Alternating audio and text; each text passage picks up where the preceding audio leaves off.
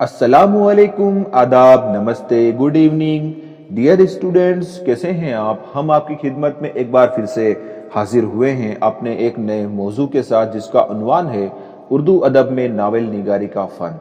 अजीज़ तुलबा, novel किसे कहते हैं और उर्दू अदब में इस नावल निगारी की क्या अहमियत है और किस फ़न पर इसको लिखा जाता है, आइए समझने की कोशिश करते हैं। अजीज़ तुलबा, किस्सा जब तक ख्वाबों और ख्यालों की भूल भुलैया में घूम रहा, दास्तान कहलाया। जब उससे निकलकर हकीकत की दुनिया में दाखिल हुआ तो नावल के नाम से याद किया जाने लगा। गोया नावल दास्तान की ही तरक्की याफ्ता शक्ल है। दास्तान फुर्सत और कम इल्मी के ज़माने की पैदावार थी। नावल कम फुर्सती और साइंस के ज़माने की ईजाद है। दास्तान की दो खुसूसियात ऐसी थी जिन्हें बदला हुआ ज़माना गवारा न कर सका। एक तो दास्तान की तवालत, ऐसी तवालत के एक बार शुरू हो जाए तो ख़त्म होने का नाम ही न ले। मसरूफियत के दौर में इसकी गुंजाइश निकलनी मुहाल थी। दूसरे वो चीज़ जिन्हें अक्ल किसी तरह तस्लीम ही न करती थी, मसलन देव और परियां, जादूगर और जादूगरनियां, तिलिस्म महल और गैबी इमदाद। साइंस और तहकीक का सूरज तुलू होने से पहले इंसान इन तमाम चीज़ों पर आसानी से ईमान ले आता था। आज का इंसान हर चीज को अक्ल की कसौटी पर परखता है और जो चीजें उसे उस अक्ल पर खरी नहीं उतरती उसे पूरी तरह से वो रद्द भी कर देता है।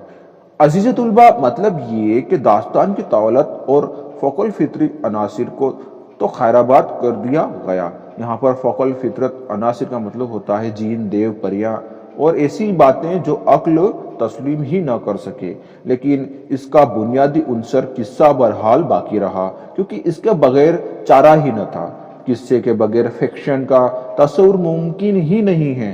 अलबत्ता एक तब्दीली ये हुई कि यहाँ किस्सा हकीकत की तर्जुमानी के लिए इस्तेमाल होने लगा और रूप बदलकर नावल कहलाया। देव और परी, शहजादा, शहजादी की जगह आम इंसान हीरो की मसनद पर रौनक अफरोज हुआ।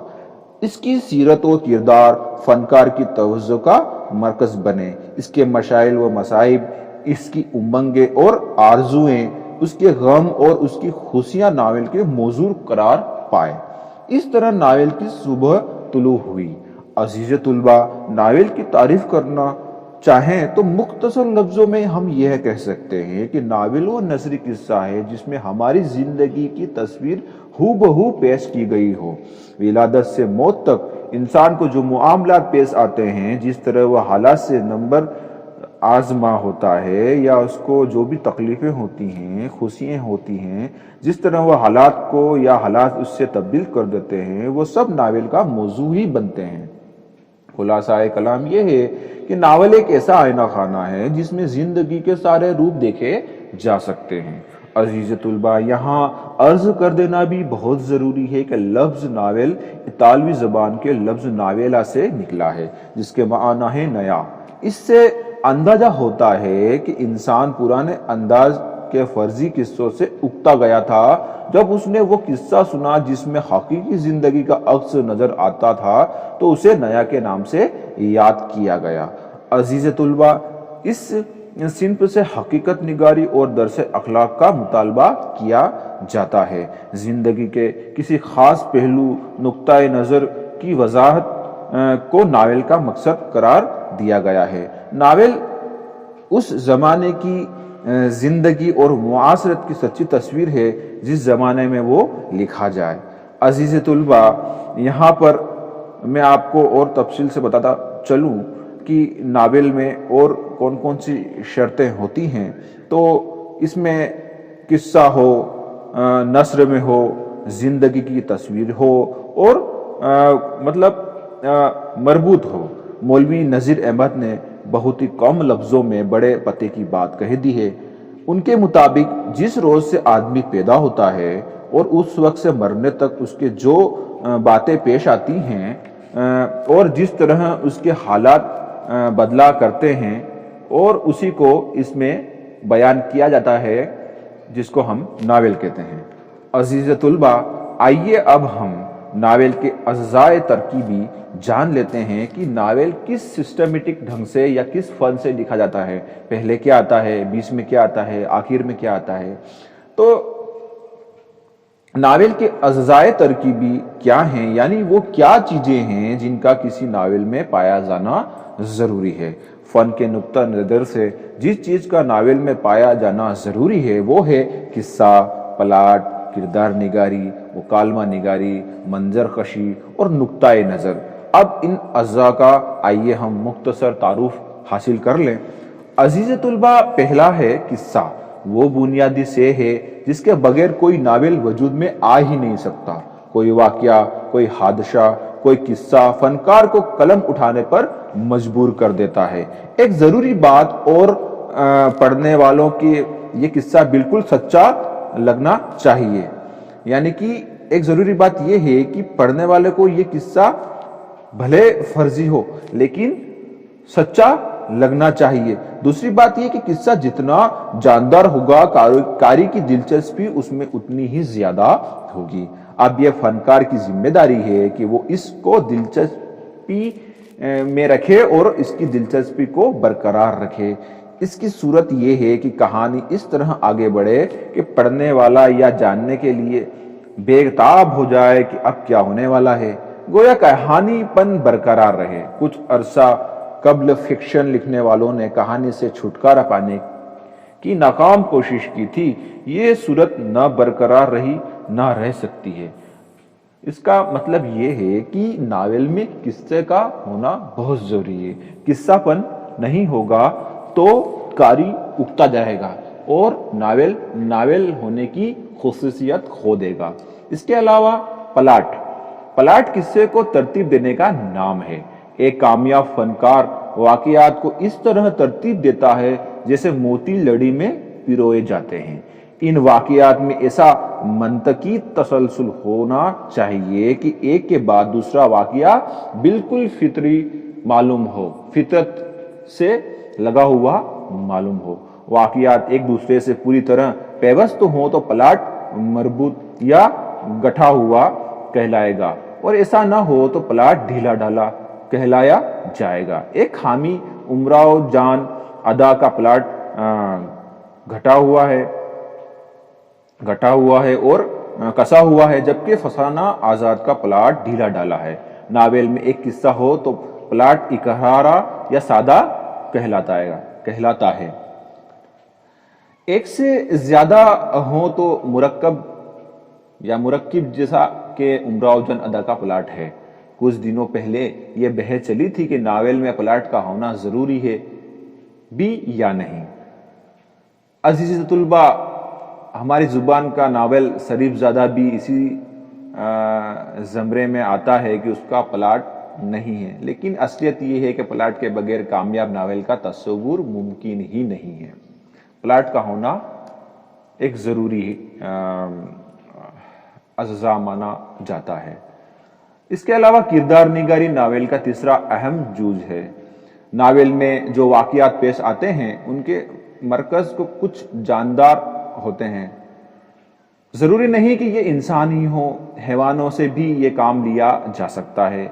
ये इफराद किस्सा किरदार कहलाते हैं। ये जितने हकीकी यानी असल जिंदगी के करीब होंगे नावल उतना ही कामयाब होगा। किरदार दो खानों में तकसीम किए जाते हैं, एक पेचीदा यानी राउंड, दूसरे सपाट फ्लैट। इंसान हालात के साथ तब्दील होता जाता है, न हो तो उसमें और मिट्टी के मादों में कोई फर्क न रह जाए। जिन किरदारों में इर्तिका होता है यानी जो किरदार हालात के साथ तब्दील होते हैं वो राउंड कहलाते हैं, जैसे प्रेमचंद का होरी और अमर खान, मिर्जा हादी रुस्वा का उमराव जान और सुल्तान मिर्जा। इस तरह के किरदार जीते जागते किरदार कहलाते हैं और अदब की दुनिया में अमर हो जाते हैं। जो किरदार इर्तिका से महरूम होते हैं और पूरे नावल में एक ही से रहते हैं, एक ही तरह दिखते हैं, वो सपाट या फ्लैट कहलाते हैं। नजीर अहमद के मिर्जा जाहिरदार बेग और सरसार के खोजी इसकी मिसाल हैं। ये दिलचस्प हो सकते हैं मगर सचमुच के इंसानों से मिलते जुलते नहीं होते हैं।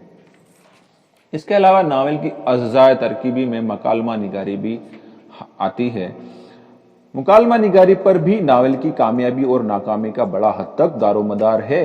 नावल के किरदार आपस में जो बातचीत करते हैं वो मुकालमा निगारी कहलाती है। اس بات چیت کے ذریعے ہم ان کے دلوں کا حال جان سکتے ہیں اور انہی کے سہارے قصہ آگے بڑھتا ہے۔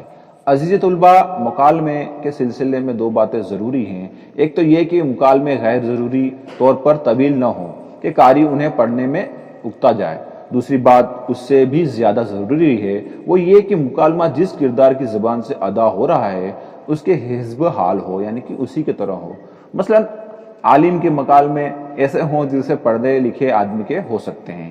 یہ بھی خیال رکھنا ضروری ہے کہ مکالمے کردار کی ذہنی کیفیت کا آئینہ دار ہو۔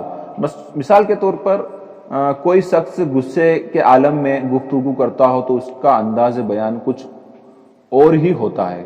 خوشی کے حالت میں اگر کوئی بات کر رہا ہے تو اس کا انداز کچھ اور ہی ہوتا ہے۔ کامیاب فنکار مکالمے لکھتے وقت ان باتوں کو دھیان میں ہی رکھتے ہیں۔ نذیر احمد، سرشار، رسوا اور پریم چند ہماری زبان کے نہایت ہی کامیاب مکالمہ نگار ہیں۔ اس کے علاوہ منظر کشی سے ناول کی دلکشی اور تاثیر میں اضافہ ہوتا ہے۔ منظر کشی کا کامیاب ہو تو چھوٹا جھوٹا قصہ بھی سچا لگنے لگتا ہے۔ امراؤ جان ادا میں رسوا نے خانم کے کوٹھے کا نقشہ ایسی کامیابی کے ساتھ کھینچا ہے کہ پورا ماحول ہمارے پیش نظر ہو جاتا ہے۔ عرس، میلے، نواب سلطان کی کوٹھی کا ذکر تو ایسا کارگر ہے کہ ہم خود وہاں جا پہنچے ہیں ایسا لگتا ہے۔ پریم چند کو بھی منظر نگاری میں بڑی مہارت حاصل ہے۔ جو ناول نگار ناول میں حقیقت کا رنگ بھرنے کے لیے نہیں بلکہ صرف منظر نگاری کا کمال دکھانے کے لیے مختلف موسموں اور مقاموں کی تصویر کھینچتے ہیں وہ ناول کی سالمیت کو نقصان پہنچاتے ہیں۔ سرر اور طبیب کے ناول میں یہ کمزوری نمایاں ہے۔ نقطۂ نظر جس میں خون کی طرح فنکار کے قلم سے نکلی ہوئی ایک ایک سطر جاری و شاعری ہوتا ہے۔ ہر انسان اور خاص طور پر فنکار کائنات اور اس کے ہر شے کو اپنے زاویہ نگاہ سے دیکھتا ہے، ہر معاملے میں اپنی ایک رائے رکھتا ہے۔ جب وہ کسی موضوع پر قلم اٹھاتا ہے تو گویا اس پر اپنے خیالات کا اظہار کرتا ہے اور اپنا نقطۂ نظر واضح کرتا ہے۔ وہ پختہ کار ہے تو اپنی رائے کا برملا اظہار نہیں کرتا، وہ خود کچھ نہیں کہتا بلکہ قاری سے وہ بات کہلوا لیتا ہے جو اس کے اپنے دل میں ہے۔ عزیز طلبہ، غرض یہ کہ ہر تخلیق کے پیچھے کوئی نہ کوئی نقطہ نظر کار فرما ہوتی ہے اور مصنف اسی کے خاطر تخلیق کا قرب جھیلتا ہے۔ مولوی نذیر احمد نے ابن الوقت یہ واضح کرنے کے لیے لکھا، بے سوچے سمجھے نقالی انسان کو ذلیل و خوار کر دیتی ہے۔ ان کا ہر ناول اصلاحی نقطہ نظر کا حامل ہے۔ سرشار فسانہ آزاد میں لکھنؤ کی طرز معاشرت پر روشنی ڈالتے ہیں۔ پریم چند کی نظر دیہات کے مسائل پر رہتی ہے۔ اس کے علاوہ ناول میں زبان و مکان کو بھی بعض نقادوں نے ناول کی اجزاء ترکیبی میں شامل کیا ہے اور کہا ہے کہ قصے کے لیے تعین بھی ضروری ہے کہ وہ کب ہوا اور کہاں ہوا۔ جگہ، مکان اور زمان کے ساتھ واقعات کی نوعیت بھی بدل جاتی ہے۔ مثلا ہر جنگ ایک جیسی نہیں ہو سکتی۔ معرکہ کربلا کا دکھانا مقصود ہے تو اس کی نوعیت اور ہوگی، اور جنگ پلاسی کا نقشہ اگر ہمیں دکھانا ہو تو اس کی منظر کشی کچھ اور ہوگی اور اس کا دور اور ہوگا، اس کا عہد کچھ اور ہوگا۔ اسی طرح ناول کی زبان ناول کی اجزاء ترکیب میں شامل نہ صحیح، لیکن ناول کے سلسلے میں یہ بات اتنی اہم ہے کہ اسے نظر انداز نہیں کیا جا سکتا۔